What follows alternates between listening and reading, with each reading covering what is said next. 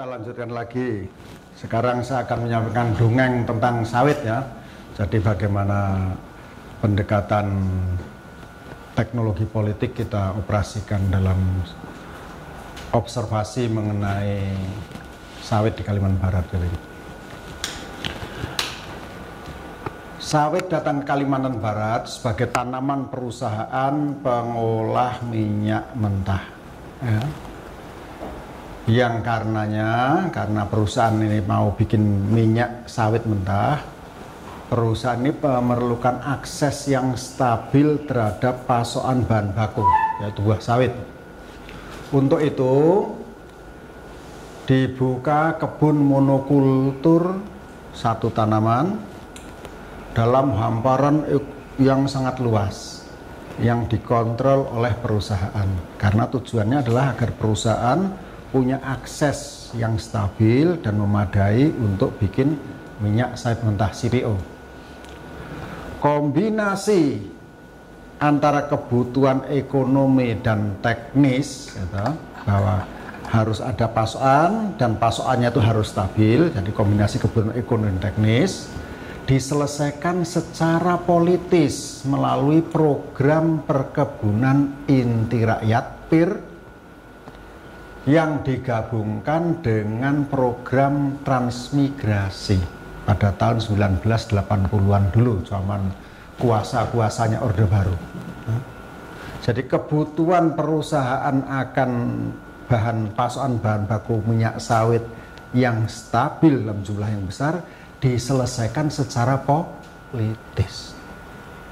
Program PIR Buntrans ini bukan program yang diciptakan oleh relasi pasar, bukan program yang diciptakan di rembuk desa sebagai produk dari rembugan masyarakat sipil, bukan, tapi adalah keputusan politik yang diciptakan dibentuk di Jakarta ya, hasil rembugan, hasil negosiasi antara pemegang kekuasaan politik ya, dan pemegang kekuasaan modal di tingkat nasional maupun multinasional. Program PIR Buntrans, PIR perkebunan plus transmigrasi menghasilkan perusahaan yang menguasai kebun inti seluas 20% dari seluruh hamparan kebun dan memegang monopoli terhadap penjualan panen para petani yang mengolah 80% lahan di perkebunan tersebut. Jadi sepintas seolah-olah ini memberdayakan petani, kamu tanam, saya beli gitu ya. Tetapi kalau diawasi, diamati dengan baik, di sini melihat bahwa petani kehilangan kemerdekaan. Jualnya harus ke perusahaan. Ada monopoli. Yang untung siapa? Monopoli ya, selalu yang megang monopoli. PIR Buntrans ya didukung oleh petani lokal. Perusahaan ini kan tidak punya tanah. Yang punya tanah secara sosiologis dan secara de facto punya tanah di Kalimantan ini kan petani. Program PIR Buntrans didukung oleh petani lokal yang menyerahkan paketnya nih 7,5 hektar kebun karet dan ladang. Nantinya petani yang menyerahkan 7,5 hektar ini akan dapat pengembalian berupa 2 hektar kebun sawit, istilahnya satu kapling, plus setengah hektar pekarangan dengan satu rumah transmigran. Biaya pembuatan kebun sawit si petani tadi yang 2 hektar itu didukung oleh kredit dari Bank Mandiri sebanyak 11,6 juta nih tahun 90-an dulu tuh. Nah, menyerahkannya kan 7,5 hektar, kembali 2,5 hektar. Lantas kemana yang 5 hektar?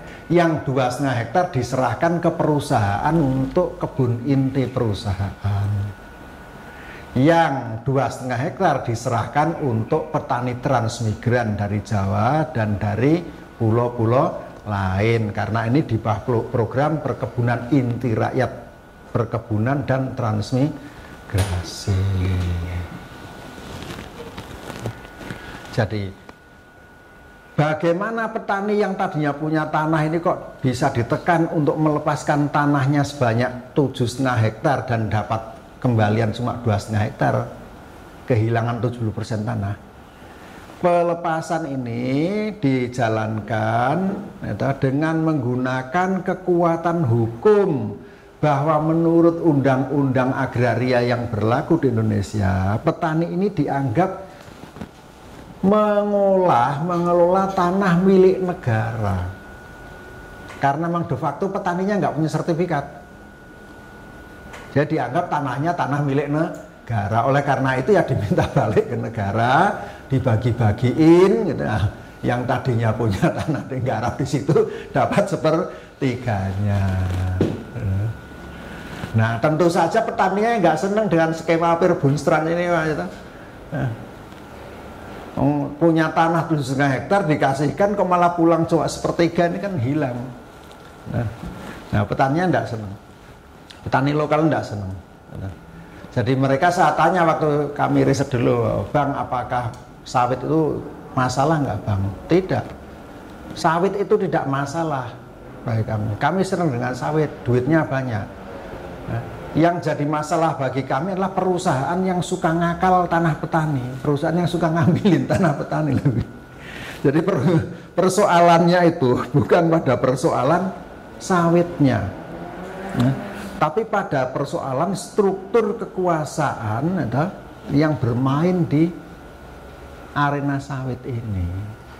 Bagaimana para petani menjadi pihak yang dirugikan dalam relasi kekuasaan ini. Nah, jadi itu latar belakang munculnya dari bagaimana kebun sawit bisa datang dengan lewat prosedur Peerbunstrand. Nah, lewat prosedur inilah perkebunan bisa bikin kebun yang luas. Memang dalam program kebun yang plasma dan inti, kebun perusahaan perkebunan tidak menguasai 100% lahan. Mereka hanya punya 20% lahan di bawah sistem hak guna usaha, sementara 80% lahan lainnya tetap milik petani plasma. Tapi petani plasma ini bukan petani bebas. Mereka tidak punya kebebasan mau kemana menjual sawitnya. Kalau dulu waktu menanam karet itu mau jual kemana sih, suka-suka karet-karet saya ini. Tapi dalam Peerbunstrand sini para petani kalau jual sawit ya harus ke perusahaan yang menjadi induknya. Nah, tadi kan kalau miturut Foucault, kalau Mbah Hardi itu kalau bilang Michael pukul gitu, Mbah Foucault, orang ini supaya menjadi subjek-subjek baru kan harus didisiplinkan nih, diatur. Nah, bagaimana para petani bebas ini didisiplinkan agar mau menjadi petani yang terikat oleh perusahaan? Caranya, mekanismenya antara lain dengan mekanisme kredit untuk membuat kebun sawit. Tadi kan perlu modalnya dikreditin dari Bank Mandiri. Perusahaannya sudah penjamin. Pengembaliannya adalah hasil panen yang dijual kebun nanti langsung dipotong untuk mengembalikan kredit. Setelah kreditnya luas, nanti baru petaninya dapat sertifikat. Nah, ini kan diikat nih, didisiplinkan. Jadi kalau tidak jual ke perusahaan, ya kamu tidak melunasi kredit. Kalau kagak melunasi kredit, kamu tidak akan dapat sertifikat. Nah, kalau sapi itu diikat pakai tali beneran, tapi kalau manusia diikat dan disiplinkan melalui peraturan, melalui mekanisme politik dan ekonomi. Didisiplin. Bagaimana relasi sosial dalam kebun sawit ini ya, relasi produksi kebun sawit. Pada waktu petani Kalimantan ini masih bikin ladang atau menanam karet, gitu, mereka adalah petani atau rural based small scale producer, petani penghasil skala kecil yang berbasis di pedesaan, yang hidupnya itu satu kaki di arena subsistensi, nanam beras di ladang untuk makan sendiri, satu kaki nanam karet untuk mendapatkan uang tunai untuk beli itu dan ini dari pasar.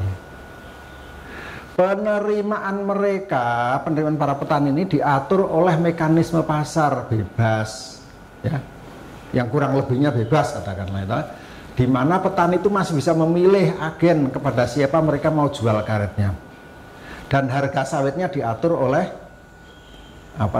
mekanisme pasar. Namun begitu mereka itu menjadi petani plasma, terikat oleh perkebunan, menjadi subjek sawit perkebunan, mereka adalah subjek yang terikat dalam relasi satu jalur. Penjualan produk mereka dimonopoli oleh perusahaan, satu perusahaan pembeli, ya, yang hadir ke desa mereka secara politis. Datangnya perusahaan ke desa mereka itu kan politis, itu keputusan politis, ya. Bukan hasil akibat kompetisi pasar. Ini ada perusahaan, siapa mau datang ke sini, siapa yang paling memberi keuntungan masyarakat yang menang, itu kan tidak, ya. Tapi kesepakatan politis, ya. Pak Presiden atau Pak Menteri atau Pak Gubernur, saya mau bikin usaha di sini nih, boleh nggak? Boleh, izinnya begini-begini. Jadi penjualan produk para subjek sawit ini, petani plasma ini, atau dimonopoli oleh satu perusahaan pembeli yang secara politis dihadirkan di lingkungan desa mereka. Kehadiran perusahaan sawit di satu wilayah bukanlah hasil dari kompetisi pasar, tetapi lebih sebagai hasil proses politis, sebagai deal politik. Seorang pengusaha mengajukan permintaan untuk mendapat konsesi di suatu wilayah ke pejabat berwenang dan mendapatkan apa yang diinginkan tanpa melalui proses kompetisi pasar ataupun konsultasi demokratis dengan masyarakat. Baru belakangan ini aja lah ada proses sosialisasi, tapi zaman Orde Baru dulu enggak. Bahkan sekarang kalau kita amati, yang namanya sosialisasi pun bukan konsultasi publik kan, cuma diberitahu aja, nih ada perusahaan mau datang nih, nah, kalian siap-siap apaan? Siap-siap kehilangan tanah. Nah, jadi relasi produksinya berubah, ya, dari tadinya petani bebas menjadi petani yang termonopoli. Peranata sosial yang hidup dalam masyarakat itu juga berubah. Waktu mereka hidup sebagai petani karet, petani itu hidup dalam relasi patron klien dengan para tokeh karet. Setelah ada perusahaan, relasi tokeh ini digeser, digantikan oleh lembaga baru yang namanya koperasi. Tapi ya koperasi-koperasinan.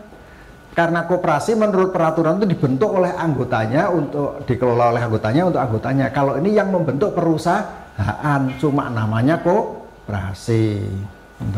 Dan fungsinya adalah untuk menyalurkan pembayaran dari perusahaan ke petani. Jadi relasi patron klien yang tadinya itu multi-stranded, petani itu bisa berbalik kemana-mana, menjadi relasi petani perusahaan yang satu jalur dan difasilitasi oleh kooperasinan tadi, kooperasi pura-pura. Tempat tinggal mereka juga berubah. Tradisinya dulu orang Kalimantan tinggalnya di tepi sungai. Tapi setelah ada perusahaan sawit dan bikin kebun sawit, sungai ini tidak cukup mampu untuk mengangkut menjadi sarana transportasi produk panen dari kebun diangkut ke pabrik lewat sungai. Dibikinkan jalan poros.